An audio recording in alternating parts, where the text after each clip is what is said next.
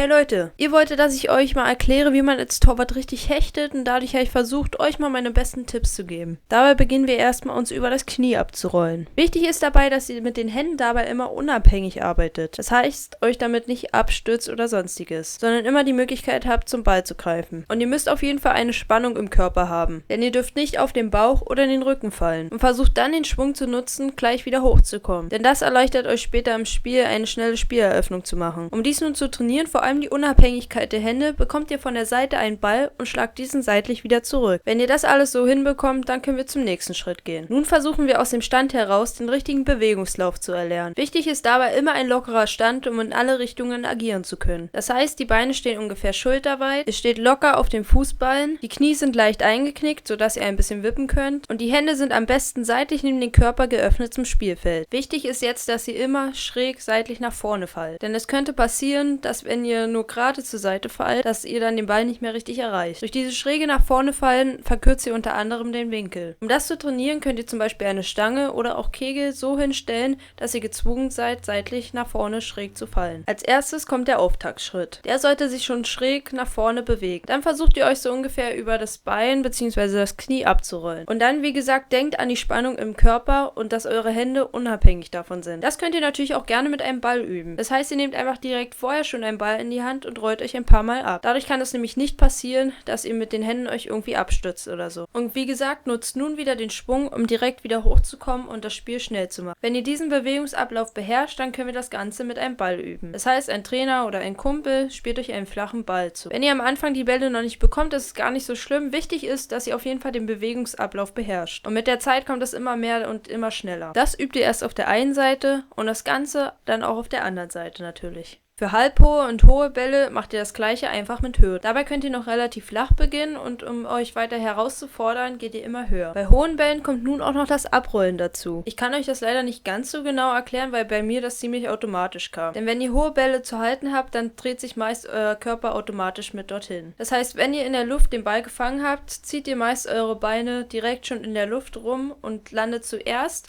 mit dem Oberkörper bzw. mit dem Ball und den Händen auf dem Boden und zum Schluss mit den Beinen. Das wird auch gerne als eine Art Welle beschrieben. Und je nach Schwung rollt ihr dann seitlich einfach weiter. Nun müssen wir das Ganze natürlich auch aufs Spiel beziehen und ihr könnt mit einem Auftaktschritt nicht alle Bälle erreichen. Wichtig ist erstmal, dass ihr nicht auf der Grundlinie steht, sondern 1 bis 2 Meter vor dem Tor. Das hat einfach den Grund, dass ihr dadurch schon den Winkel verkürzt und eine kleinere Fläche zum Halten habt. Dann könnte man das Tor in Zonen teilen. Je nach Größe des Torwarts und der Sprungkraft sind das entweder 2 oder 3. Zone 1 ist direkt neben dem Torwart. Dort machen wir das, was wir eben geübt haben. Das heißt, einen Auftaktschritt und rollen uns ab bzw. springen. Zone 2 sind eigentlich die beliebtesten Bälle für Torhüter. Dort macht ihr erst einen Nachstellschritt und dann den Auftaktschritt. Die dritte Zone sind dann die Ecken des Tores. Hier könnte es passieren, dass ihr entweder einen langen Nachstellschritt und einen langen Auftaktschritt macht oder ihr macht 2 Nachstellschritte und dann den Auftaktschritt. Wie gesagt, das kann alles je nach Größe und Sprungkraft und etc.